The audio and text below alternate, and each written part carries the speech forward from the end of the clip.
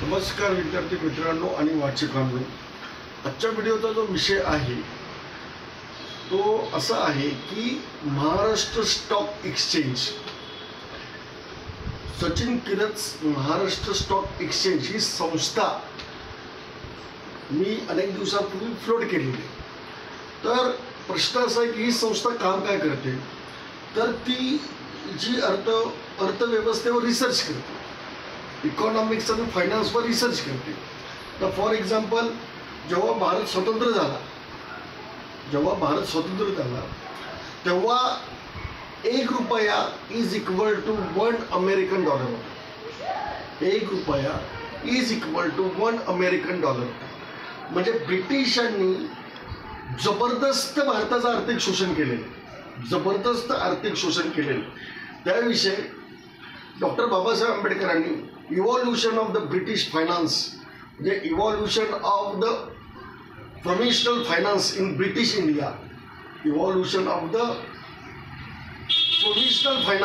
British India, नावाचा जो त्यांनी PhD साठी प्रबंध लिहिला ना, याच्यामध्ये डिटेलमध्ये लिहिलेलं आहे की ब्रिटिशांनी किती आर्थिक शोषण केलेलं आहे। मग ब्रिटिशांनी आर्थिक शोषण करून ₹1 is equal to 1 American dollar होता, म्हणजे त्याला चांगली स्टँडर्ड व्हॅल्युएशन होते। आणि आज भारतीय रुपया हा ₹90 Indian rupees is equal to American dollar, म्हणजे आसपास तो भाव खेळत राहतो। याचं निश्चित कारण काय आहे? आणि पहिलं महायुद्ध, म्हणजे हा एक इकॉनॉमिकल थिसिस आहे, हा PhD करणाऱ्या विद्यार्थ्यांसाठी हा इकॉनॉमिकल थिसिस आहे। आणि या संस्थेतर्फे याच्यावर संशोधन सायंटिफिकली अनेक वर्षापासून सुरू आहे। तर ही जी सिस्टीम आहे, हा जो प्रॉब्लेम आहे, ही जी consequences of the international currency आहे ब्रिटन वूड सिस्टीमचा।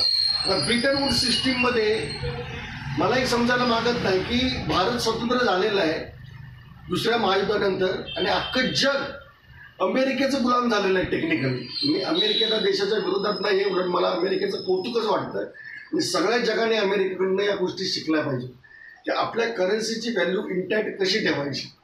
तर या थिसिसचा विषय आहे पहिलं महायुद्ध, किंवा त्याच्यावर मी एक पुस्तक पण लिहितोय, पहिलं महायुद्ध, दुसरं महायुद्ध, अमेरिकेचा डॉलर म्हणजे आंतरराष्ट्रीय चलन आणि सोनं, आणि डॉक्टर बाबासाहेब आंबेडकरांचा प्रॉब्लेम ऑफ रुपीज यांचा परस्पराशी, Europe, Bombay stock exchange, national stock एक्सचेंजची निर्मिती, अनेक विषय याच्यामध्ये हँडल केलेले। आणि हे एक पुस्तक आहे, जवळजवळ 250 ते 300 पानाचा हा इकॉनॉमिकल थिसिस आहे, तो मी स्वतः लिहिलेला आहे। आणि Maharashtra stock exchange, Sachin Kirach Maharashtra stock exchange या संस्थेतर्फे तो पब्लिश होणार आहे। तर वाचकांनी ते पुस्तक वाचावं आणि त्याच्या प्रतिक्रिया कळवाव्यात। आणि याच्यावर अनेक विद्यार्थी संशोधन करण्यासाठी मी आता हळूहळू विद्यार्थ्यांना इनरोलमेंट करणार आहे। सध्या तरी मीच हे करतोय, परंतु स्टॅटिस्टिकल माहिती करण्यासाठी अनेक विद्यार्थ्यांना मी हळूहळू या प्रोजेक्टमध्ये इनरोल करतोय। त्याविषयी मी तुम्हाला नंतर डिटेलमध्ये सांगेन। थँक्यू, धन्यवाद।